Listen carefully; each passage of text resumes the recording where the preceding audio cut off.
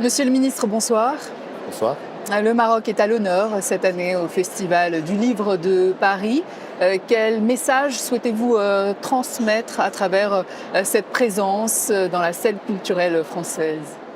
D'abord, rappelons-le que si le Maroc est aujourd'hui à l'honneur à Paris, ça vient suite à une visite d'État sur invitation de Sa Majesté le Roi, du Président de la République et aux différents accords qui ont été signés devant Sa Majesté et devant le Président de la République, notamment dans le volet culturel, ICC et bien évidemment la mise à l'honneur aujourd'hui du Maroc à Paris. C'est une occasion bien sûr pour le Maroc de mieux faire connaître ses auteurs. Vous savez qu'il y a beaucoup d'auteurs francophones. Il y a une grande communauté de Marocains qui vit en France et plus particulièrement à Paris. Donc c'est réellement un bout de l'histoire, de la culture marocaine, des imaginaires marocains qu'aujourd'hui on partage avec un public français, un public francophone, un public franco-marocain et un public marocain qui est présent aujourd'hui ici. Et bien sûr, cette découverte de l'imaginaire, l'idée c'est qu'il y ait justement ce partage de l'imaginaire. Nous connaissons les auteurs français. L'idée aujourd'hui, c'est aussi de partager cet imaginaire marocain avec un public français. Alors justement, il se trouve que la littérature marocaine connaît un vrai rayonnement, vous le disiez, ces dernières années, avec des auteurs traduits, primés à l'étranger. Comment expliquez-vous cette vitalité ? Je pense qu'aujourd'hui, il y a une certaine vitalité depuis plus de 20 ans aujourd'hui au Maroc, sur tous les domaines, que ce soit économique, social, bien sûr culturel. Et cette vitalité, vous l'avez rappelé, nous le vivons dans les différentes œuvres littéraires et autres aussi. On peut parler du cinéma, théâtre, etc. Et vous avez parlé des Marocains du monde, vous avez parlé des livres traduits. D'ailleurs, on en profite, nous, cette année, au Salon international du livre à Rabat, pour mettre les Marocains du monde, justement, à l'honneur, pour mieux connaître aussi ces histoires, ces imaginaires de Marocains qui vivent à l'étranger. Donc c'est réellement, encore une fois, le livre a ce pouvoir-là, a cette magie de pouvoir tout simplement partager son expérience, partager son histoire. Parfois, comme je l'ai dit tout à l'heure, partager tout simplement son imaginaire à lui, qui peut ne rien avoir avec son vécu ou son lieu de vie ou d'existence. Donc, au final, hier, lors de l'ouverture avec mon homologue Madame Dati, on parlait justement de la force du livre. Finalement, tout part du livre. Même quand on parle d'ICC et d'industrie culturelle, c'est aussi grâce un peu au livre. Le scénario, finalement, c'est la continuité du livre. Donc ces imaginaires-là, les ICC, le gaming, même l'art plastique ou autre. Donc c'est pour ça que nous sommes très heureux aujourd'hui d'être présents aujourd'hui à ce festival, à ce salon, et encore une fois de pouvoir partager notre savoir-faire. Alors le Maroc, c'est aussi une richesse linguistique, arabe, amazigh, français, oui. Darija aussi. Comment votre politique culturelle intègre-t-elle cette diversité ?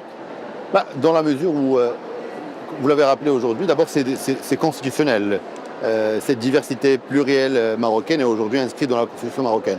À partir de là, le ministère soutient toute initiative culturelle, peu importe le langage ou la langue qu'utilisera justement l'auteur ou que voudra bien évidemment le citoyen au final. Donc notre objectif à nous, c'est de pouvoir permettre à tout public de se retrouver dans ce soutien aux livres, dans ce soutien aux pièces de théâtre, au cinéma ou autres. Et encore une fois, la magie du livre prend le relais par la suite pour faire justement ce lien entre la culture et le citoyen. Alors on sait que le Maroc est un acteur clé de la francophonie. Or, il se trouve que ces dernières années, le français a connu un recul au profit de l'anglais. Est-ce un choix politique ? Non, le Maroc a choisi le pluralisme de toutes les manières. Et donc, encore une fois, il y a une nouvelle génération qui arrive, il y a des langues qui ont une primeur au niveau international.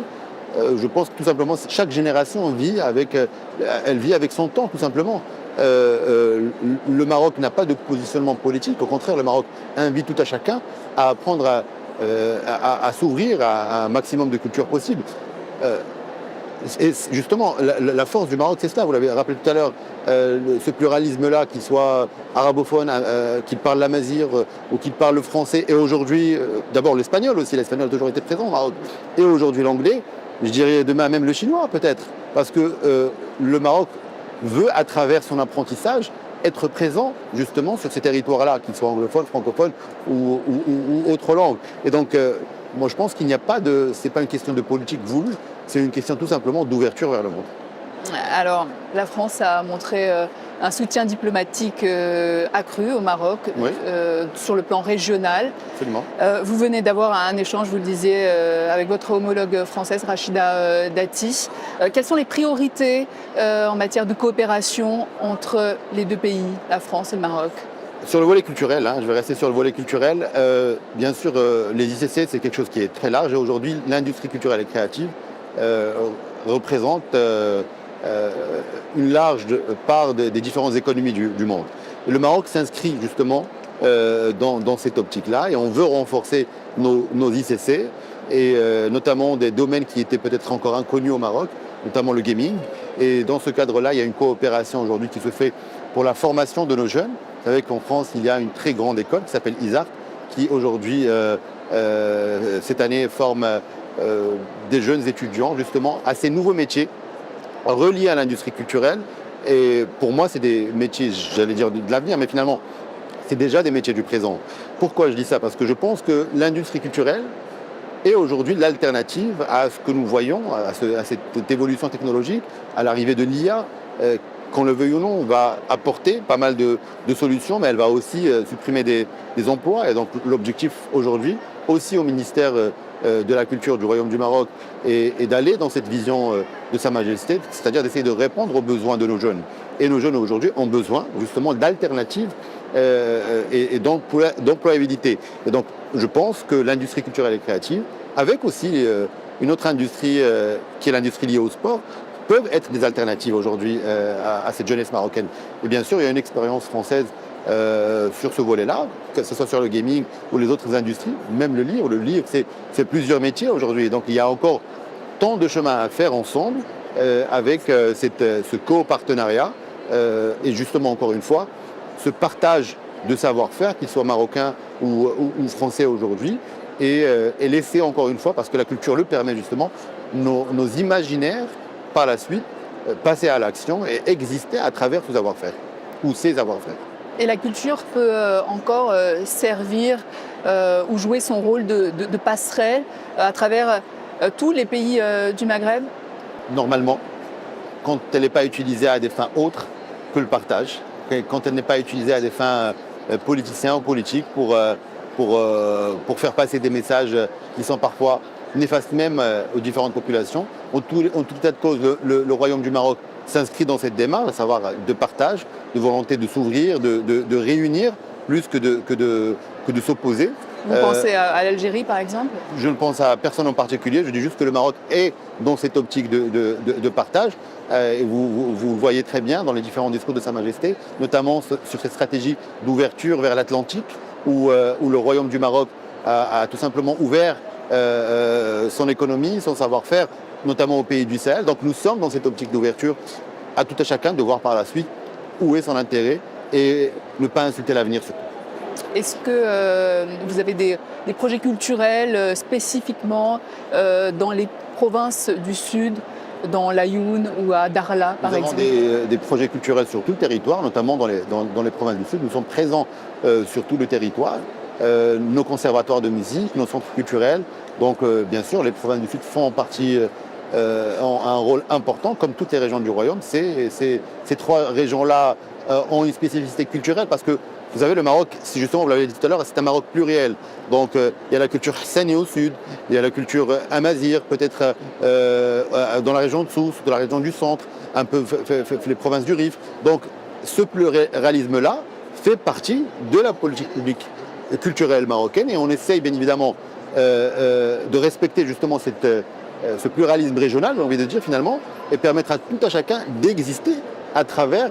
Il y a la nation, il y a le Royaume du Maroc, il y a cette histoire que nous avons en commun, mais il y a des spécificités régionales qu'il faut respecter et qu'il faut mettre en valeur pour renforcer justement le concept de nation, le concept de Royaume du Maroc. C'est quand même un pays qui a plus de 10 siècles d'histoire. On a réussi ce vivre ensemble depuis des siècles maintenant et il faut continuer dans cette vision qu'ont partagé les différents sultans et rois jusqu'à, bien sûr, Sa Majesté le Roi qui qui a toujours défendu ce pluralisme-là dans une optique qui est bien évidemment nationale, de souveraineté politique mais aussi culturelle. Le Maroc se positionne de plus en plus comme un carrefour entre l'Afrique et l'Europe. Quel rôle culturel peut jouer le Maroc dans cette ambition géopolitique traversée parfois par des conflits et des récits identitaires? Justement, ce pluralisme nous permet justement de pouvoir s'ouvrir et discuter avec plusieurs cultures. Rappelons-le, par exemple, quand on parle de Tarab al-Andalousie, etc., ça nous rapproche avec le sud de l'Espagne et donc avec l'Europe. Et quand on parle de Gnawa, ça nous rapproche tout simplement du sud du Maroc, ça veut dire la Mauritanie, du Sénégal, du Mali, du Niger. Donc oui, ce pluralisme-là est une force aujourd'hui, ce pluralisme culturel, c'est une force aujourd'hui à la disposition du Maroc pour, encore une fois, permettre à tout à chacun d'exister et d'essayer aussi de nous rapprocher des différentes nations, pays qui, qu'on le veuille ou non, nous avons un bout d'histoire commune avec tout à chacun. Ce qui est normal. Le Maroc, c'est un carrefour géographique, un pays où il y a eu des passages à travers les siècles, à travers les âges. Et donc aujourd'hui, c'est une force que nous essayons de mettre en amont et en avant. Et vous le voyez très bien, la réception populaire que reçoit Sa Majesté à chaque visite, que ce soit en Afrique ou ailleurs. Donc c'est une reconnaissance aussi de cette force et de ce pluralisme culturel marocain. Le Maroc qui accueillera la prochaine édition de la Coupe d'Afrique des Nations, la dernière organisée par la Côte d'Ivoire, a été saluée comme l'une des meilleures de l'histoire. Comment comptez-vous rivaliser, voire surpasser cette édition ivoirienne qui a marqué les esprits? En mettant justement en avant ce pluralisme culturel pour démontrer encore une fois que le Maroc, c'est l'Afrique, que le Maroc a une histoire avec tous les pays africains, à des étapes différentes de l'histoire. Et justement, c'est une fête pour nous, certes sportive, certes footballistique, mais aussi culturelle. Et vous verrez que ce sera la meilleure, Inch'Allah, version de la CAF. Et j'espère que les différentes compétitions qui arriveront, chacun va essayer de se surpasser. C'est ça l'idée en fait. Alors on est au Festival du Livre de Paris. La semaine prochaine s'ouvrira donc le Salon du Livre à Rabat. On sait que le monde du livre est en pleine mutation. Comment accompagnez-vous les jeunes auteurs, éditeurs, les jeunes Marocains aussi dans ce nouvel écosystème numérique et créatif? Alors rappelons-le d'abord, nous avons rappelé la semaine dernière à ce qu'il y ait des assises autour de la lecture. Quand on parle du livre, c'est d'abord la lecture. L'idée, c'était justement d'essayer de voir un petit peu les défis que nous avons aujourd'hui en 2025 avec les professionnels du secteur, éditeurs, écrivains, et enfin tout l'écosystème qui s'articule autour du livre. Et bien évidemment, l'idée, c'est il y a une politique de soutien qui a été menée par le Royaume du Maroc depuis des années, mais aujourd'hui, c'était de ramener des nouvelles solutions par rapport aux défis d'aujourd'hui. Et vous l'avez rappelé tout à l'heure, le digital est là, l'IA est là. Mais je pense que la place du livre est encore là. Qu'on le veuille ou non, le livre a un rôle à jouer. Je le disais tout à l'heure, toute l'industrie culturelle s'articule d'une manière ou d'une autre autour de la lecture et du livre. Et donc, il faut renforcer justement cette présence-là en renforçant la présence de la lecture finalement. Alors, est-ce que cette lecture se doit d'être aussi digitale ou pas? C'est toute la réflexion aujourd'hui qu'on voudrait porter avec les professionnels pour voir quelle politique publique mener à partir de juin, de juillet, de cette année, quoi. Et même dans un monde saturé d'écrans, comment amener le goût de la lecture à ces jeunes générations? Il y a différentes manières. Vous savez, nous avons au Salon du Livre depuis 2022 essayé d'intéresser les jeunes et les moins jeunes, les jeunes surtout à travers les bandes dessinées, à travers les mangas, à travers même aujourd'hui, j'ai envie de dire, la télévision peut être, ou le digital peut être quelque chose qui ramène finalement le jeune à la lecture. On peut voir le film qu'on veut, on peut voir le dessin animé qu'on veut, on peut jouer aux jeux vidéo qu'on veut, mais ça reste toujours une histoire, ça reste un scénario. Et donc il suffit de créer ce lien finalement entre l'enfant, dès le plus jeune âge d'ailleurs, entre l'enfant et ce livre-là, et ça s'accroche. Pour rien vous cacher, c'est des expériences que j'ai même testées sur mes enfants. Aujourd'hui, j'ai des enfants de bas âge, et bien sûr quand ils voient un dessin animé, je leur ramène la BD et finalement ça accroche pour que demain ils puissent s'accrocher à des films, à des livres d'histoire, à des romans ou autres. Et donc petit à petit, une fois que cette relation avec le papier s'installe, croyez-moi, elle ne partira pas. Monsieur le ministre, merci. Merci à vous.